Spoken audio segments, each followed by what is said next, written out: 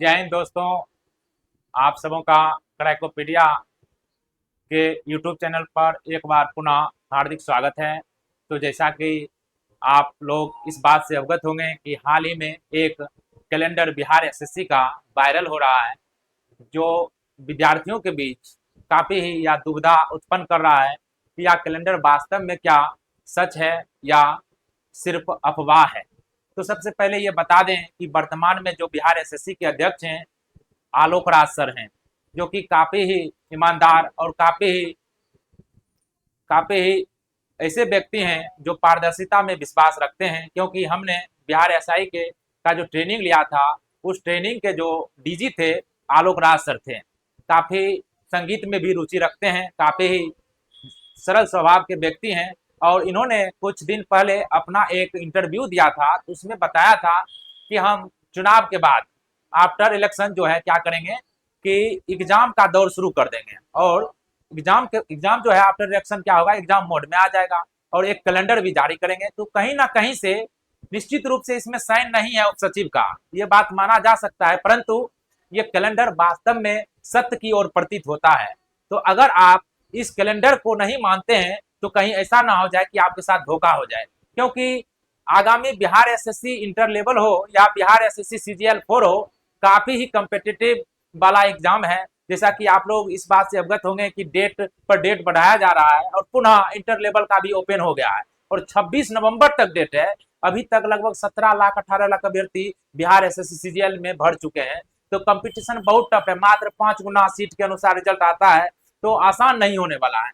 तो इसी के लिए आज हम आपसे, जैसा कि आपको पूर्व में बताएं कि संस्थान से जितने भी शिक्षक हैं सभी ऑलरेडी बिहार सरकार हो या केंद्र सरकार का हो उसमें ऑलरेडी जॉब में कार्यरत हैं। उनसे हम आपको टिप्स दिलाएंगे, जानकारी दिलाएंगे किस तरह उन्होंने अपना तैयारी किया, प्रिपरेशन किया, बिना किसी शिक्षक की सहायता से सेल्फ स्टडी के माध्यम से। आज तो मान लीजिए ऑनलाइन का माध्यम है, उनसे मिलाते हैं, उनका आप लोग थोड़ा सा अनुभव ग्रहण करने का प्रयास कीजिएगा, जिससे आप लोग अपने मुकाम पर पहुंचने का प्रयास कीजिएगा, जिससे आप सफल होइएगा, घरों में खुशियां लाइएगा, जिससे मान लीजिए कि अभी छठ है, आगे चलकर कई सारी खुशियां आपके जीवन में आए। तो चलिए हम सबसे पहले आपको मिलाते हैं रेलवे में, वर्तमान में है, सॉरी रेलवे में पहले थे, अभी एसएससी में है, और बिहार एसएससी भी इन्होंने निकाला है कई बार, बिहार एसआई का इन्होंने पीटी निकाला है, उसके बाद कई बार बीपीएससी भी निकाला है। हम आपसे मिला रहे हैं शुभम कुमार से, शुभम सर से।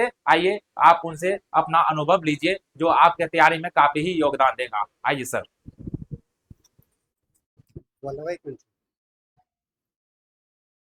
जय हिंद दोस्तों। जैसे कि आपको बता दिया गया है कि क्रिकोपीडिया में बिहार एसएससी सीजीएल और बिहार दरोगा, बिहार एसएससी इंटर लेवल जितना भी मतलब कोर्स है उसका तैयारी करवाया जाता है रितेश सर के द्वारा। और इस संस्थान में बहुत सारे मतलब अनुभवी टीचर जुड़ रहे हैं। धीरे धीरे आपके रूबरू कराया जाएगा। तो सर जो मतलब बता के गए हैं उस पे फोकस करना है कि मतलब किस तरह से तैयारी करना है, क्या पढ़ना है, क्या छोड़ना है। ठीक, जैसे समान अध्ययन के लिए जो भी सर बताएंगे, फिर जो भी सर मतलब बता देंगे कि हाँ टेस्ट कैसे करना है, या इस संस्थान के द्वारा जो भी मतलब करवाया जाएगा सेट प्रैक्टिस, उस पर अमल करना है। और अभी जो सर बता रहे थे, सर बिहार दरोगा भी निकाल चुके हैं, बिहार एसएससी में भी जॉब है, बीपीएससी भी देते रहते हैं सर। तो सर की बातों को फोकस करना है।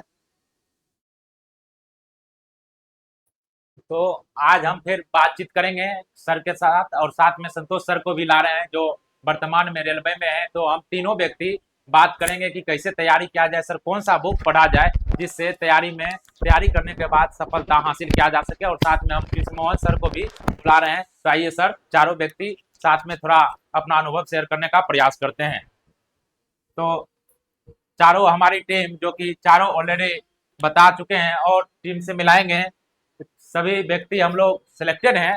तो आपको हम रूबरू कराते हैं सर जीके के लिए, जो कि बिहार एसएससी में 75 नंबर साइंस, और जिसमें 25 नंबर साइंस का रहता है और 50 नंबर जीके और करेंट का। तो उसमें सर क्या पढ़ा जाए जिससे अंतिम रूप से चयनित होने में मददगार हो सके। तो कृष्ण मोहन सर से बात करते हैं हम लोग।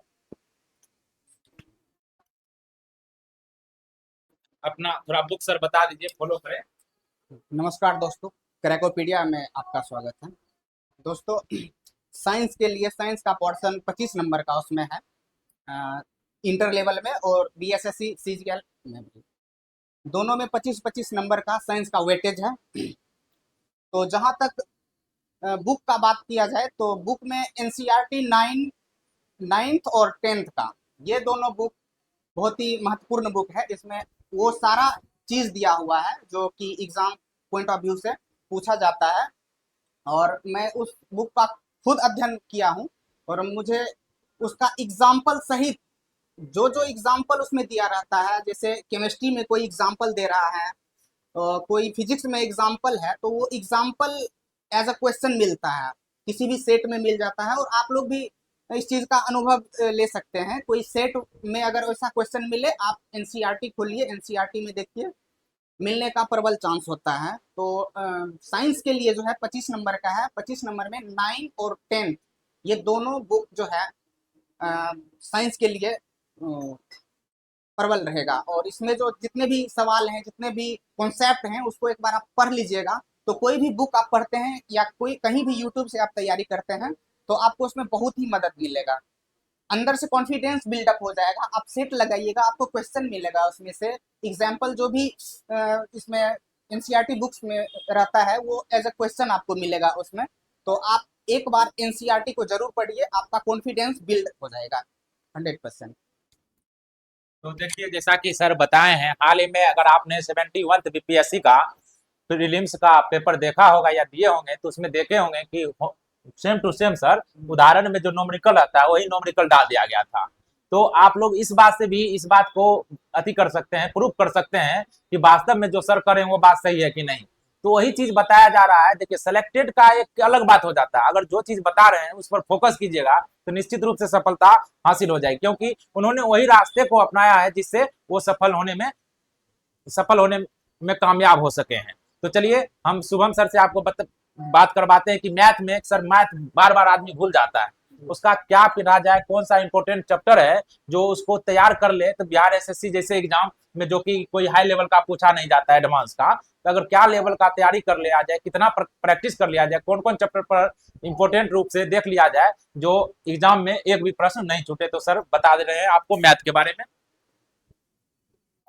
जैसा कि रितेश सर बता रहे थे मैथ के बारे में, तो मैथ में बताना चाहेंगे कि बिहार एसएससी सीजीएल और इंटर लेवल, इसमें जो है मैथ का 25 क्वेश्चन पूछा जाता है। 25-20 कभी 25 आसपास रहता है। इसमें मेन रूप से आपको अर्थमेटिक पढ़ना पड़ेगा। 80% क्वेश्चन अर्थमेटिक से ही आता है। 20% क्वेश्चन आपको एडवांस में पढ़ना पड़ेगा। एडवांस में आपको फोकस करना है मेंसुरेशन पे, जो 2D, अधिकतर 2D से पूछा जाता है, कुछ क्वेश्चन 3D होते हैं। और अगर अर्थमेटिक की बात किया जाए, अर्थमेटिक और थोड़ा सा नंबर सिस्टम से भी क्वेश्चन आते हैं। अर्थमेटिक में मेन आपको फोकस करना पड़ेगा, परसेंटेज हो गया, लाभ हानि हो गया, एसआई सीआई हो गया और एवरेज हो गया। कहने को तो बहुत सारा चैप्टर, लेकिन सारा चैप्टर इसी की इर्द गिर्द घूमते रहता है। यदि 6 चैप्टर 5 चैप्टर आपका कमांड है तो और सब में दिक्कत नहीं होगा। रह गया बात नंबर सिस्टम में, उससे क्वेश्चन अगर नंबर सिस्टम में पढ़ना है आपको, एलसीएम एचसीएफ से आता है, और बेसिक नंबर जो होता है, जीरो संख्या के क्या होता है वो होता है, उससे क्वेश्चन आती है। रही बात की तैयारी कैसे किया जाए, अगर जो विद्यार्थी पढ़ चुके हैं उसको सेट प्रैक्टिस करना है। 25 क्वेश्चन रोज किसी भी यूट्यूब चैनल से आप पढ़ सकते हैं, बुक से पढ़ सकते हैं, किसी का ले सकते हैं, उससे आपको प्रैक्टिस करना है।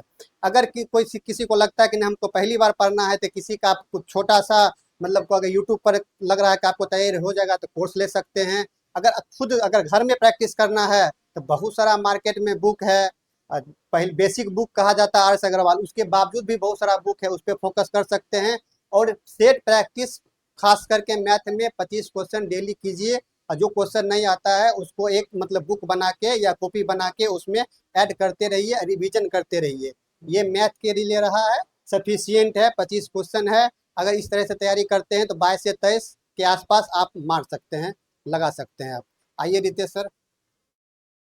तो जैसा कि सर बताए हैं कि मैथ में किस तरह से तैयारी करें, तो सर के बात पर थोड़ा अमल कीजिएगा, जिससे मान लीजिए कि अगर कोई अभ्यर्थी जो बीपीएससी एईडीओ के लिए भी देख रहे होंगे, या फिर बिहार एसएससी सीजीएल हो, या फिर बिहार एसएससी इंटर लेवल हो, या रेलवे भी हो, एसएससी भी हो सर, क्योंकि एसएससी सीजीएल कई बार निकाल चुके हैं, तो सभी के लिए तो मैथ समान ही रहता है। और तरीका एक ही होता है कि जितना से ज्यादा रिविजन, अगर आप मैथ बार बार बनाइएगा तो रिविजन अच्छा रहेगा, तो जिससे आपको सफलता होने में आसानी होगी। अन्यथा काफी मुश्किल हो जाता है, क्योंकि मैथ जानते तो सभी लोग हैं, लेकिन यही है कि टाइम के कारण लोग मिस कर जाते हैं, तो उसका कारण है सिर्फ रिवीजन। तो चलिए अब हम संतोष सर से आपको रूबरू कराते हैं, जो ऑलरेडी पिछले बार भी इन्होंने बिहार एसएससी इंटर लेवल भी निकाला था, इन्होंने किसी कारणवश ज्वाइन नहीं किया था, और बिहार एसएससी में जो सीजीएल है उनको भी इन्होंने क्रैक किया, और वर्तमान में ये रेलवे जेई के पोस्ट पर कार्यरत हैं। तो इनसे आपको रीजनिंग के बारे में सलाह मशवरा दिलाते हैं, उसके बाद थोड़ा हम आपको जीके जीएस में क्या करना है वो हम खुद बता देंगे।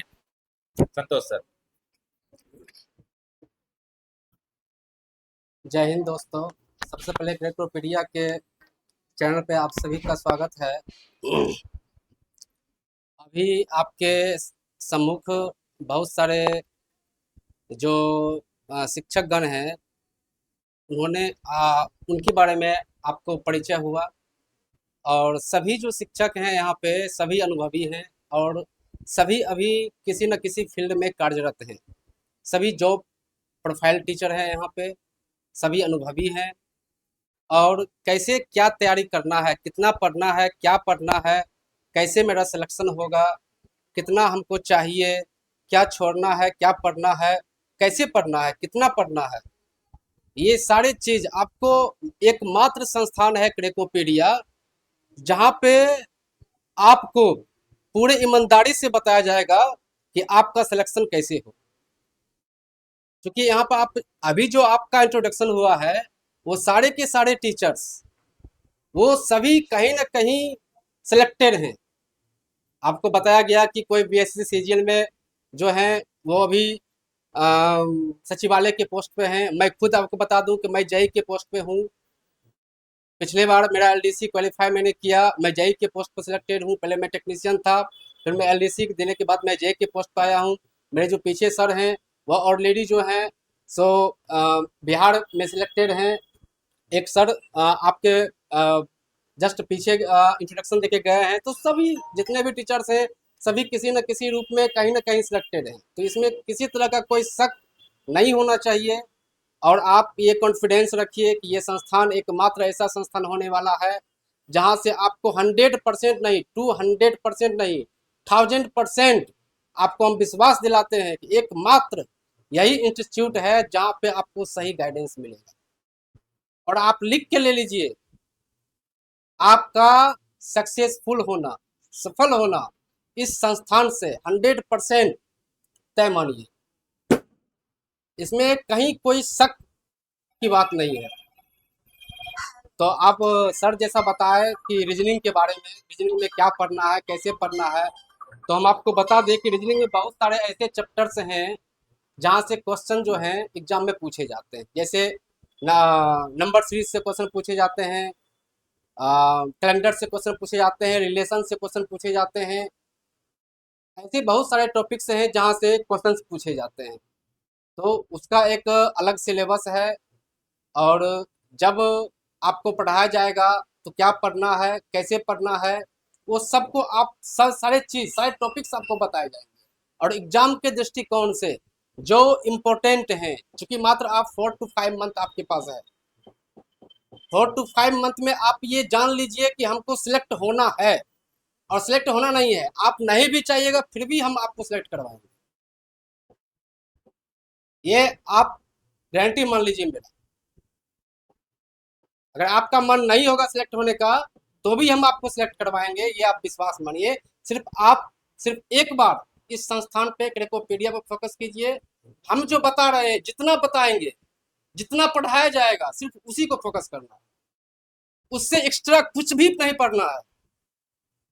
और आपको बता दे कि ऐसा कोई भी, अभी बिहार की बात कर रहे हैं, बिहार में क्रेकोपीडिया ऐसा एक भी इंस्टीट्यूट नहीं होने वाला है जो इससे बेहतर हो, नहीं है, किसी मार्केट में नहीं होगा।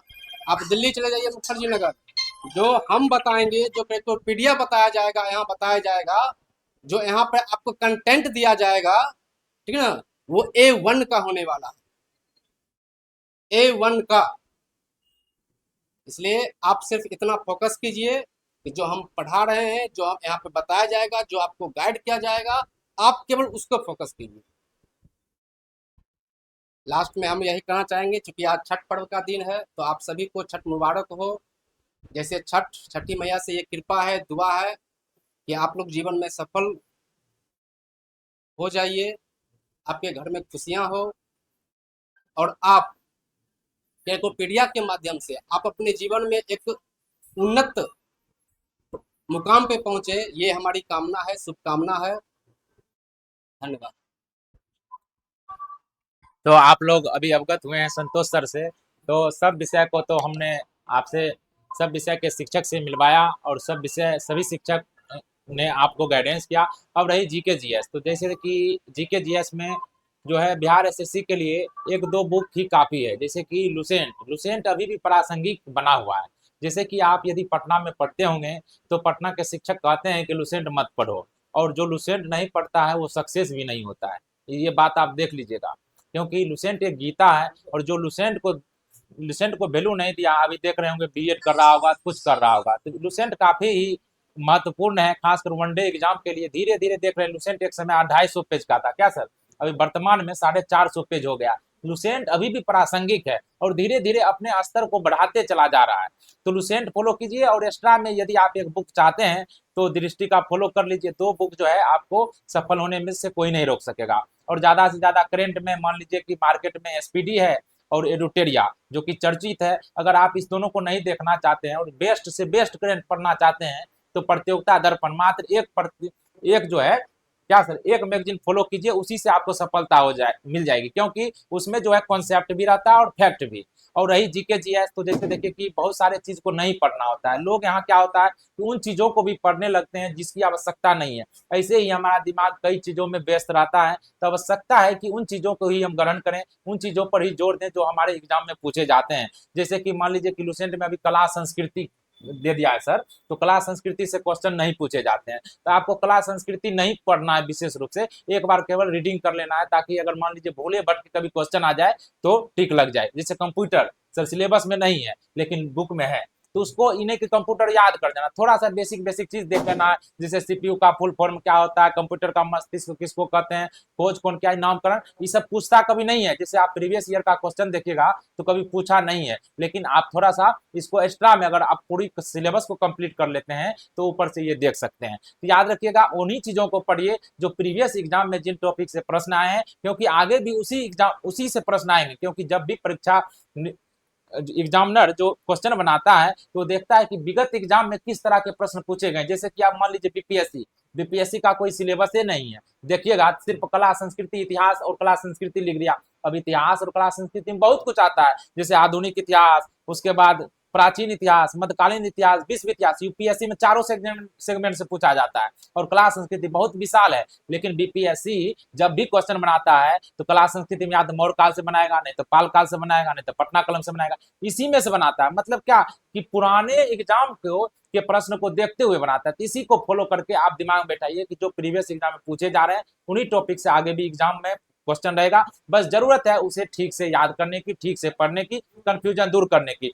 उसके लिए हम लोग डेली टेस्ट प्रैक्टिस ला रहे हैं। समय का अभाव है, जैसे कि बताए हैं कि सभी आदमी जॉब में, जैसे जैसे जिनको समय मिलता है, छुट्टी मिलता है, वैसे ही आपके चैनल पर वीडियो आएगा। ये नहीं हम कह सकते हैं कि रेगुलर वीडियो आएगा। तो आपको जितना ही मिले उतना ही फायदा उठाने का प्रयास कीजिए, और पसंद आए तो लोगों तक पहुंचाइए, शेयर कीजिए, जिससे ज्यादा से ज्यादा लोग लाभान्वित हो सके। धन्यवाद। मैं कुछ कहना चाहता हूँ कि मैं रितेश सर से चाहूँगा कि मतलब स्पेशली 5 मिनट समय निकाल कर कभी लुसेंट में क्या पढ़ना है, कैसे पढ़ना है, वो अलग से बता दें। बात जो बाकी जो क्रिकोपीडिया पर जो सर द्वारा पढ़ाया जाता है उसको फोकस करना है। मैं आपको बता दूं कि अगर सर का पॉलिटी का क्लास अगर आप ईमानदारी से देख लेते हैं तो आप यूपीएससी के क्वेश्चन को भी टच कर सकते हैं। कुछ बहुत सारा क्वेश्चन को आप बना सकते हैं, और जो स्टेट लेवल का जितना भी क्वेश्चन होता है उसको छूटेगा नहीं। बाद में जितना भी सब्जेक्ट है सर का उन पे बहुत अच्छा पकड़ है। आप बेहतरीन तरीके से जो सर मतलब सिस्टमेटिक ढंग से पढ़ाए हैं उसको धीरे धीरे फॉलो करना है। शुरुआत में आपको लगेगा कि चैनल पर कम सब्सक्राइबर है, ऐसा नहीं सोचना है। सर के कंटेंट को देखना है, सर क्या पढ़ा रहे हैं, कैसे पढ़ा रहे हैं, और इस अनुसार से आपको तैयारी करनी है। सर पे विश्वास करना है।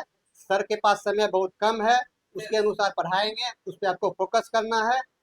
और हम कहना चाहेंगे लास्ट में सर आपको क्या क्या पढ़ना है, सिलेबस क्या है, क्या क्या कैसे पढ़ना है, वो आपको कभी 5 मिनट के वीडियो में आराम से बता देंगे।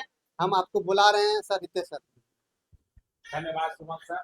फिर कभी निश्चित रूप से हम आपको डोसेंट हो या फिर हिस्ट्री हो या अन्य सब्जेक्ट हो, उनमें क्या क्या पढ़ना इंपॉर्टेंट है, कभी वीडियो लाएंगे। नेक्स्ट वीडियो हम आपको अगले दिन ही प्रोवाइड करा देंगे, जिससे आपके लिए सफलता आसान हो जाए। तो आज के लिए धन्यवाद।